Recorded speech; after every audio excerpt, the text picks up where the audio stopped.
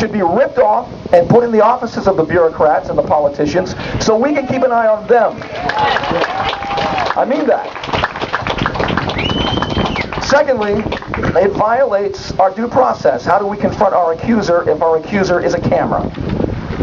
It also turns us into a nation of informants because it attaches the ticket to the owner, not the driver. Wasn't me driving, it was my kid. Hey, you got to go to court, son. Come on.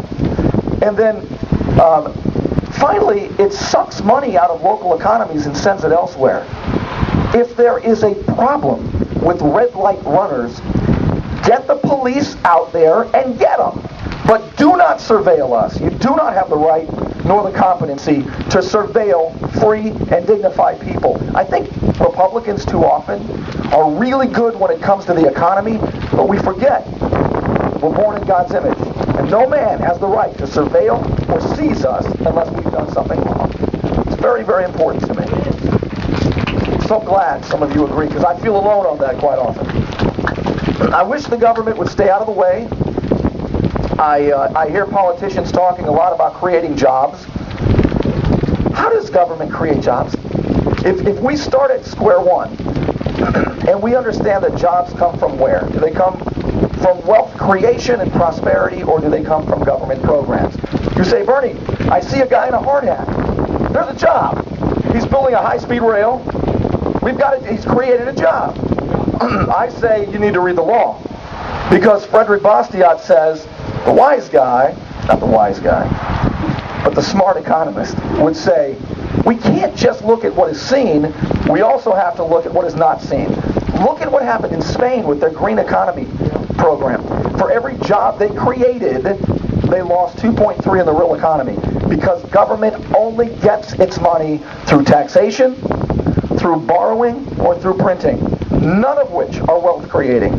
So government can transfer jobs from the real economy to the government, but it's always a net loss. And we cannot let them... If they would talk to somebody other than their advisors, if they would walk down the street to the James Madison Institute, they would get this.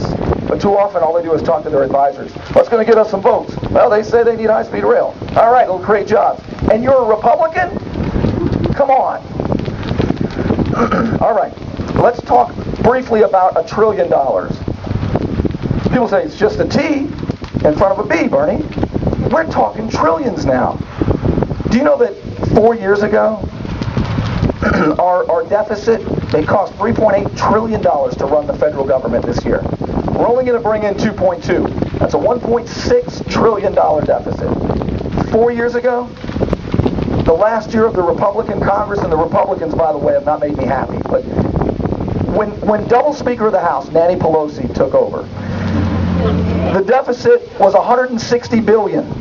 It's now 10 times that in 4 years. It's $1.6 trillion.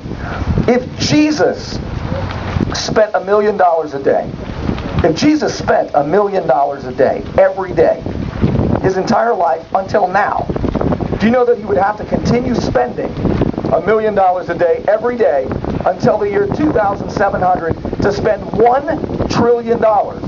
Our government spends $7 million a minute. And they tell us they can't find money to cut? This is unacceptable. Unacceptable. So, like Mike Hill was saying, what are we going to do? We're going to link arms. We're going to be passionate but not rude. We're going to be the most informed. And we're going to find our gift and we're going to do it.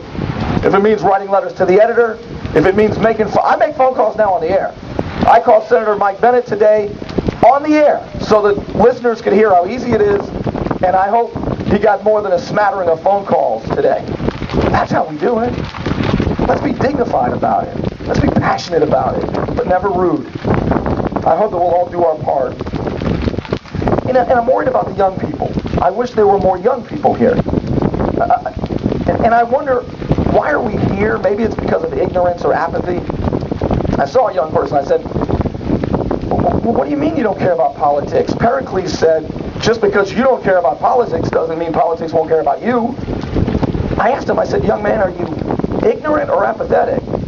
He said, I don't know and I don't care. Let's do our part. Thank you very much. I'm so glad to be with you. By the way, you can find me at myfloridaradio.com. Thank you.